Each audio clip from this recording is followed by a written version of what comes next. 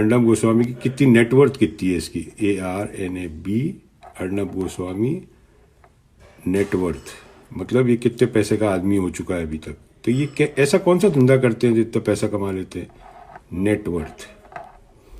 मैं नहीं बोल रहा, इसका जो लिखा हुआ है 383 करोड़,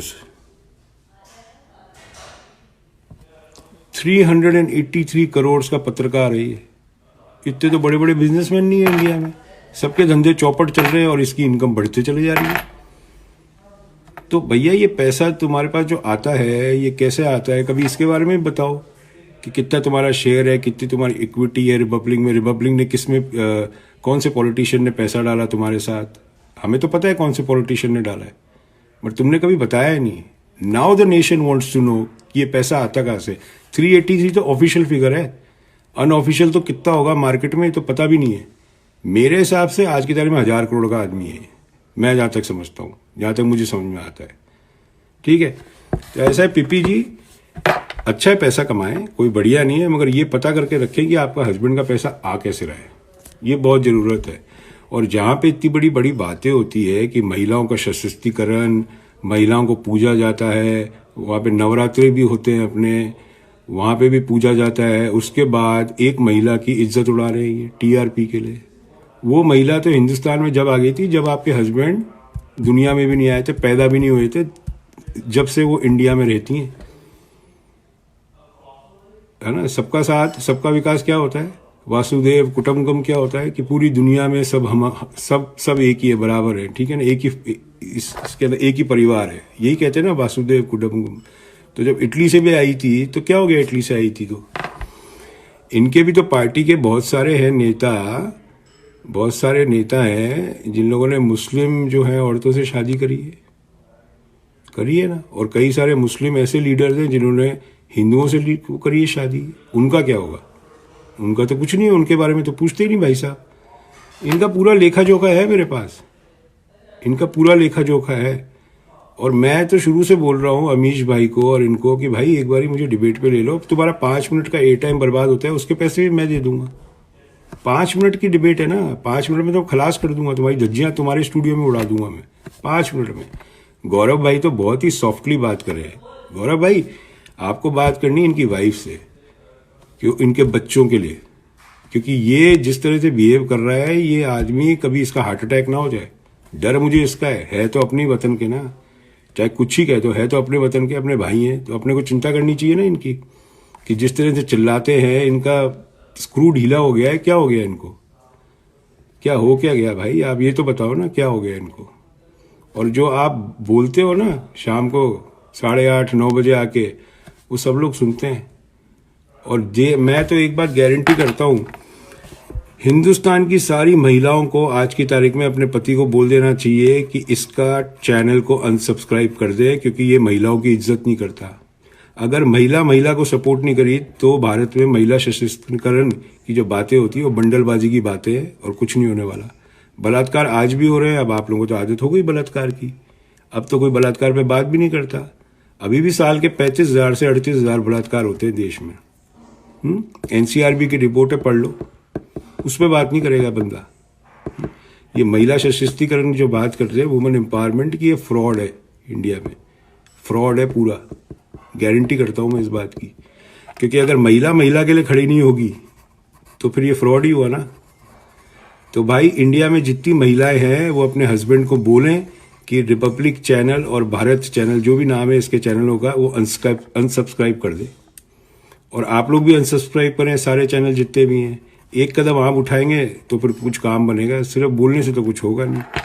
हमारे यहाँ तो आते नहीं है, हम तो आप लोगों के जो लिंक विंक डालते हो आप लोग उसमें सुन लेते हैं।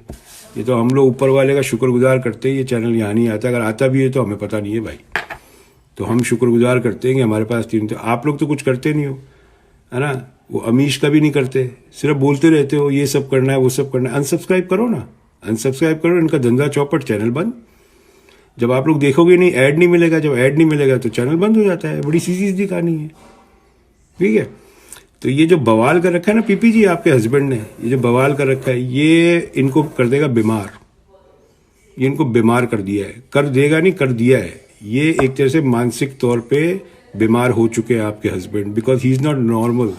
नॉर्मल लोग इस तरह बातें नहीं करते जिस तरह ये बात करते हैं। और भी तो चैनल चलते हैं इंडिया में, यही थे ना चैनल है, पता नहीं कितने चैनल हो गए, 100, 150, 200, 500 चैनल हो गए, मगर ये अलग ही दिखता है, ये अलग ही दिखता है। जैसे एक तो विलन होता है ना, विलन जो आता है वो अलग से दिखता है, ये अलग से ही दिखता है 9 बजे।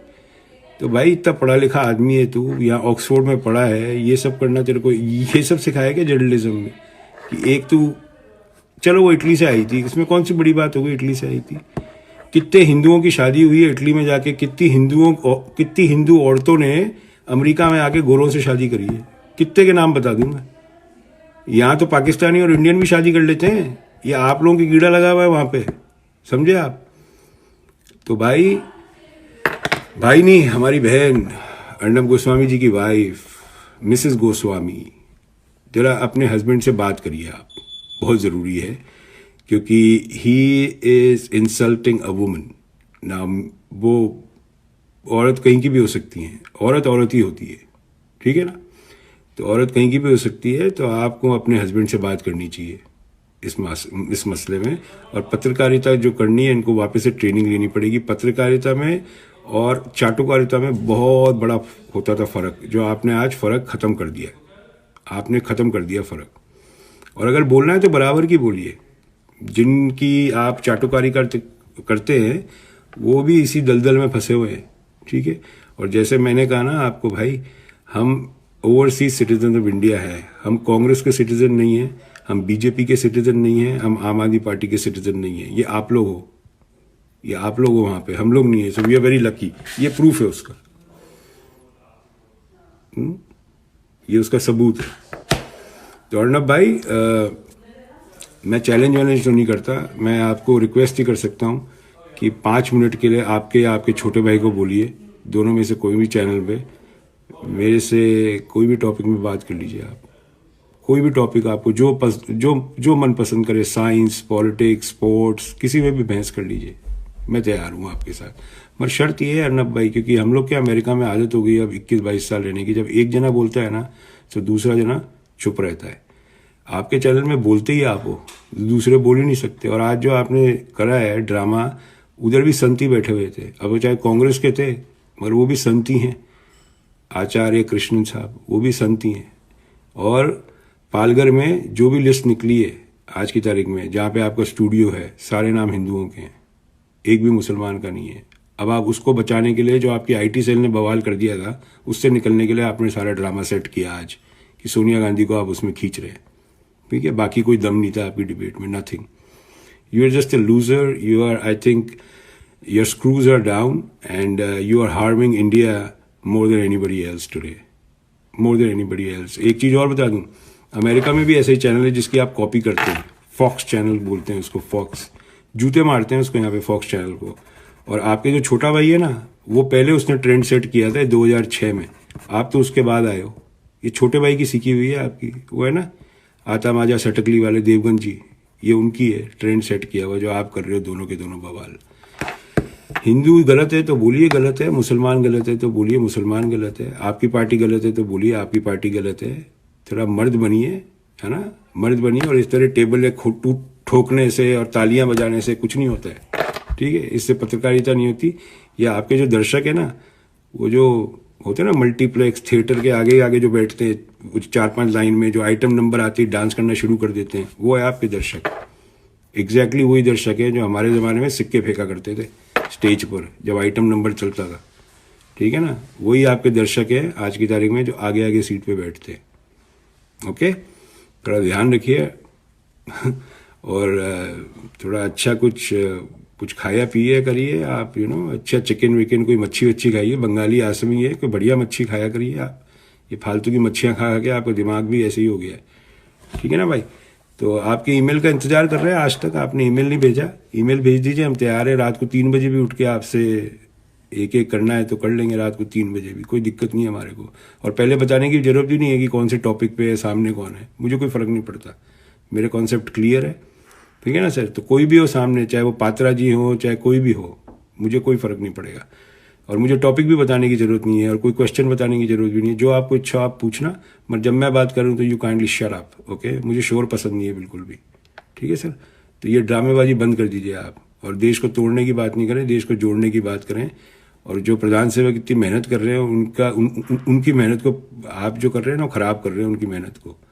वो बवाल आप कर रहे हैं सबसे ज़्यादा, ठीक है सर। तो एक इंटरव्यू आपने भी लिया था इनके बेटे का, सोनिया जी के बेटे का लिया था ना आपने एक इंटरव्यू। एक मैं आपका इंटरव्यू ले लूँ तो कैसी रहेगी? एक मैं आपका इंटरव्यू ले लेता हूँ। मैं तो ओवरसीज सिटीजन ऑफ इंडिया हूँ, मैं तो भाजपा का नागरिक नहीं हूँ, ना कांग्रेस का नागरिक हूँ, ना समाजवादी पार्टी का नागरिक, ना आम आदमी पार्टी का नागरिक। हमारे को तो एक ही नागरिकता अच्छी लगती है, ड्यूल सिटीजनशिप में, इंडिया की नागरिक।